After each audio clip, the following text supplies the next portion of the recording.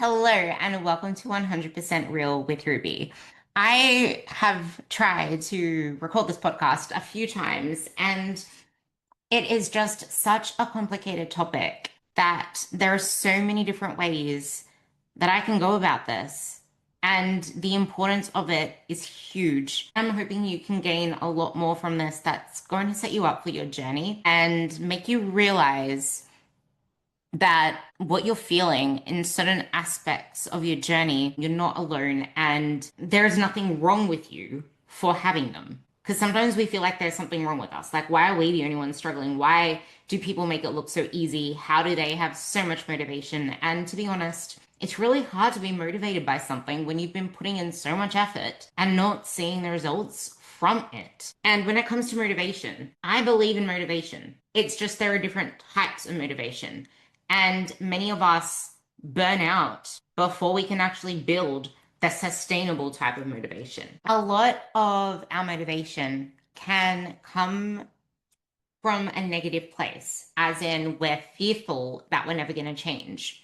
And ugh, it is really difficult to believe that you can and to believe in the possibilities and to go all into something when your history is full of diet struggles, of you putting in the effort to only be let down by yourself because you couldn't follow it through, or you followed it through, you gritted it through, but you either burnt out, you couldn't sustain it, everything felt absolutely draining and daunting because you weren't able to live the life that you wanted to live. It felt like this huge sacrifice. And a lot of women do come to me in this position. And this is typically where they aren't aware that this is where they are, which is why I'm trying to paint as much of a picture as I can so that you can have the awareness. Because how many times have you tried to start something again to only fail once again? Or to burn out, or to sabotage, or to not see progress at the rate that you wanted to see progress. This is where we start to get super self-critical in the process.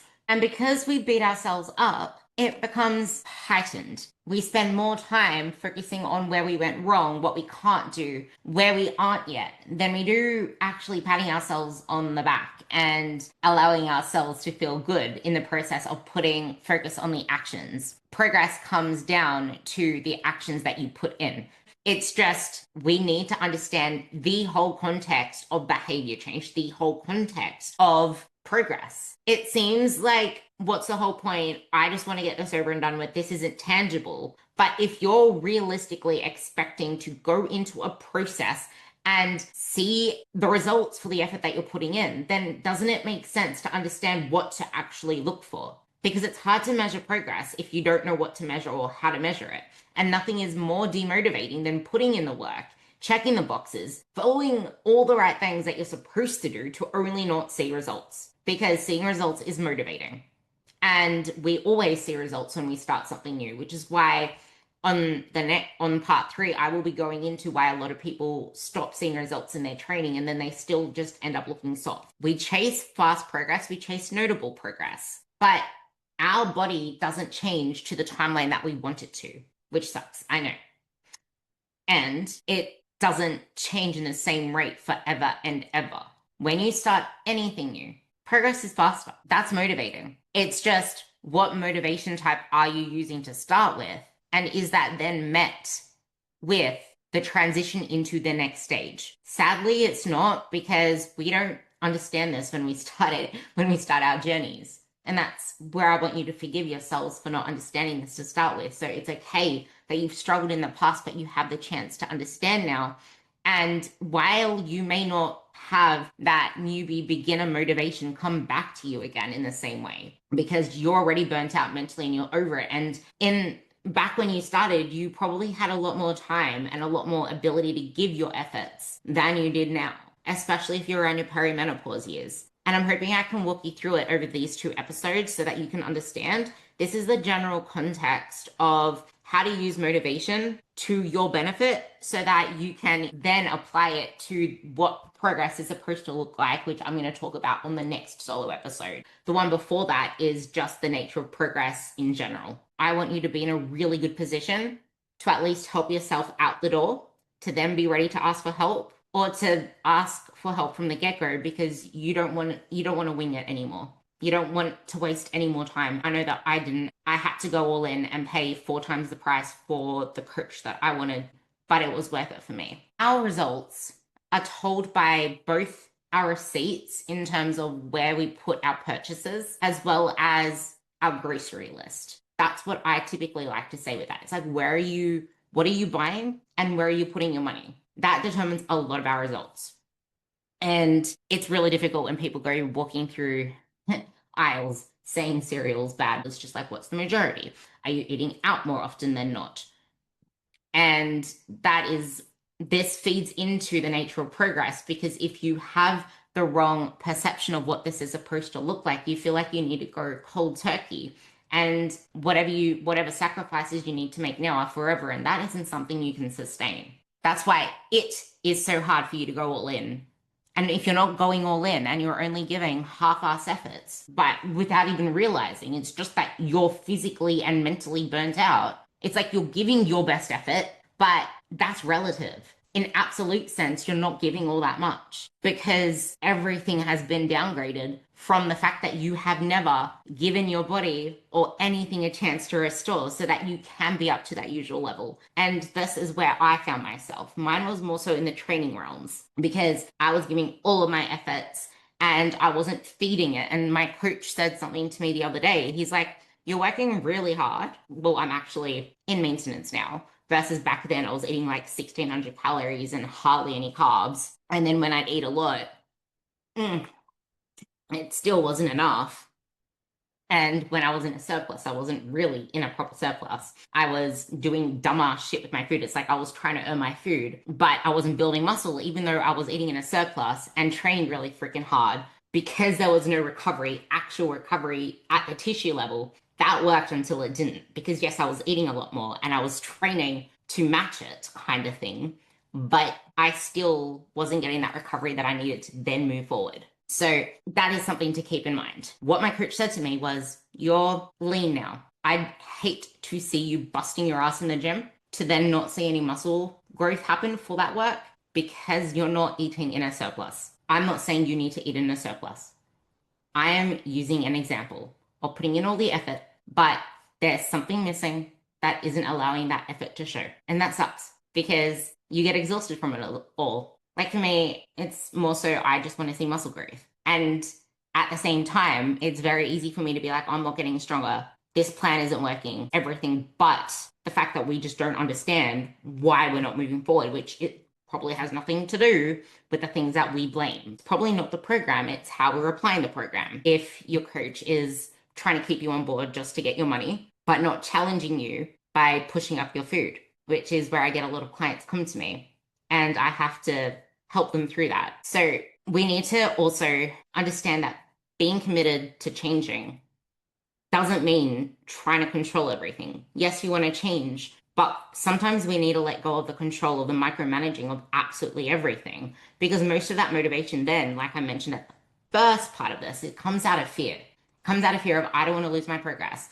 because we put in so much effort already to get to where we are. We still aren't where we want to be. We want to be leaner. We want to be more defined. We want to see more muscles pop. We're not seeing results on the calories we are on now. So why would we want to increase them? If we're not seeing results in the training that we have now, why would we want to decrease our training? That's just going to lead to less results. So everything comes out of this fear thing. And even if you're not thinking of it in that way, it's like, well, now we're just constantly thinking, I just need to make sure that I don't overeat. I don't get fat. I can't wait until I diet again. And then we start to treat everything like a waiting period for the next phase so that we can lean out again. And that doesn't serve you because that is absolutely draining. And then you don't see results. And then what? The biggest part of this though, because most of you would want to look leaner. And I know that most of this podcast is about building and enhancing your physique. But if you're just stumbling across my podcast now, or if someone shared this to you, please share this to someone because this series on progress is so important and I need to get people to understand it because it sucks. It honestly sucks because I have a client that I had to help through this. She went really quiet over many things because obviously you feel ashamed for certain things or you don't even realize that you're doing it. And then as soon as she realized she was doing it, she felt that shame and that guilt. And there was a lot of emotional eating and things in her relationship and just things going on. And then it made sense why she was sending me all these bullshit clips from Instagram and Facebook Reels of, is this it? Is this it? And then I'm just like, why are you sending me all this stuff? Like, what's actually going on? How's your food? Because there wasn't anything on her MyFitnessPal, and that's when we had the chat. So then it's easier to believe all of these different things. Is it my hormones? Is cortisol why my belly's like this? And then it's like, no, I don't want you to think that I want you to realize how in control you are of all of this stuff. And it doesn't have to be this shame spiral. It doesn't have to be this thing that feels ever so daunting. It can, like, it's the most empowering thing ever when you feel in control of your results, where you don't have to make up for all of these different things and you realize that how you respond to this new level of awareness dictates everything that happens thereafter. I had another client come to me also who said that she hardly tracks her food. She doesn't see the point in it. She tries to, but then doesn't bother because what's the whole point if she's not seeing results? And that killed me inside because I know what it's like. What this looks like in real life is you keep tracking, but you stop believing in it. So then you become more half-assed in it. You're supposed to be seeing fat loss results. And because you know you're being half-assed, it's like, I'll just elongate this fat loss phase. And then you just keep elongating your fat loss phase and elongating your fat loss phase instead of pausing and getting yourself out of this physical and mental burnout so you can set yourself up for the next stage, for the next phase.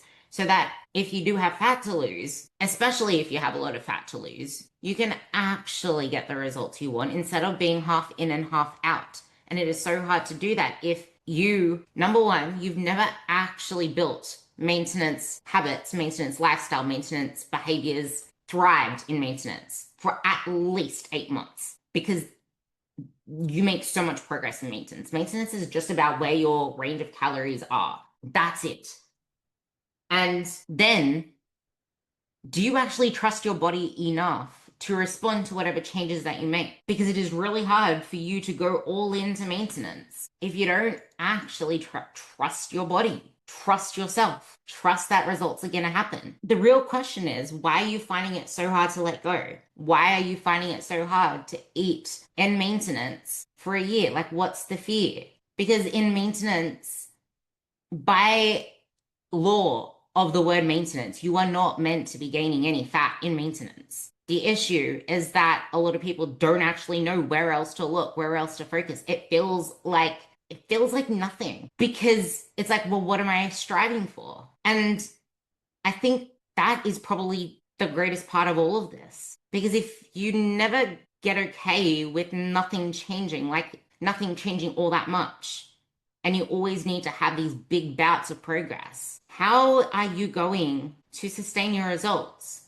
if progress in reality isn't like that? You're not going to build any muscle past your newbie phase. You're going to be losing and gaining fat because you're always wanting to see yourself getting leaner. That's your only means of progress, but that's unsustainable. It just sucks. And that's why you find it so hard to go all in. Because after a while, it just loses its steam, it loses its purpose. It just feels like you've been dieting your whole life. So then as soon as you hit that point, it's just fear. I don't want to eat anymore because then I just gain weight. I feel off plan if I eat a meal out. I don't have any self-trust in myself because the only proof that I have is that I don't get results. And if you're going to keep half committing or half efforting, even when it feels like you're giving your best effort, but on the absolute level it's not, it's no wonder that you feel the way that you do.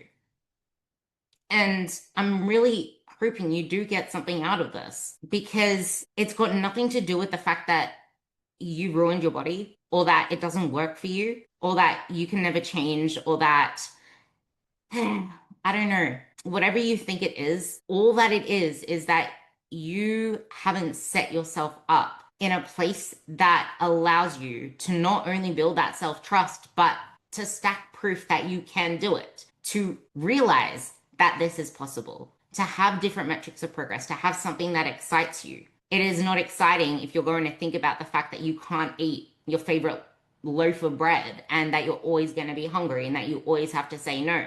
That shit is not fun. And also, if you're only tracking your calories just to hit macros versus to understand what's in the food, it makes sense why you don't have faith in the process. Because it's kind of like the last episode with Kelly Mack, and the last one that I did on my solos. You've just been playing chords to match a song, but when you try to riff your own shit, you sound like your strings are broken. That's got nothing to do with the strings being broken. You just don't know how to play them. That's the same with you and your body right now. I don't want you falling for all of this shit, which is becoming more and more rife, which is why if you can, share this onto someone. Any other episodes that help you break through this noise and see things in a different way that actually empower you. That's what I want you to leave this with, because you already know that you're trying hard. I don't have to do that whole AI chat GPT thing that it's not that you're not trying hard enough. It's not that you like discipline. Whatever else comes after that. Like I don't have to say that. You already know that you're trying hard enough. It's just that you feel like you need to go tighter. You need to go harder. Maybe. It might just be, no, I just need to try a different way. For me, what I always have said is you cannot force a faulty system to work. You cannot make a faulty system work harder and expect it to work, because it's still a faulty system. It's time to change the train tracks and start moving towards where you want to be. Because having such a tight grip on absolutely everything, trying to control everything, do you really feel like you're in control? Like, is that really control, or is that just fear? It feels like control because it's safety. And that's when we start to always check ourselves on the scale. We body check, we look in the mirror, we cover ourselves up, we don't feel comfortable in our skin. We're always thinking about all these things that we shouldn't be wasting our lives on, because life is to be lived. And you're not living when you're trying to get by on low energy, low calories, chronically underfueling, and setting yourself up for misery in perimenopause and onwards. Because motivation comes from when you see results, but you're not always going to see results at the level that you know them as. You need to expand your meaning of progress and also understand what progress looks like and start to tune into your body. And that's the issue, because most of us don't even know how to tune into our bodies anymore. We've let scales dictate it. We've let coaches dictate it. And by coaches dictating it, I mean, check in with me, take your photos. I'm going to tell you what happens next. Versus asking questions. How are you? How's your digestion? What else is going on? Because you're more than just a before and after photo. If you keep chasing after photos, does that mean you're going to keep gaining the weight back so that you can keep having after photos? Because I know sure as hell, well, actually, I don't have to say I know sure as hell because I'm already living it. But back then, I knew sure as hell that I didn't just want to look good for a season of my life and the rest of the year, whatever, and then shred again and have to do the whole thing over again. I love eating food. I love feeling good. I love my training progressing. That doesn't happen when I have to diet every single summer, and I don't want to diet every single summer. I'd rather not need to diet, and I haven't. Because if you get yourself to a place that allows you to sustain your body for good, where you hardly need to diet, if you needed to, you're literally 4 weeks away from being ready. I have a client like that, except now she's just in a permanent state of that because we figured out that it was just that alcohol wasn't serving her.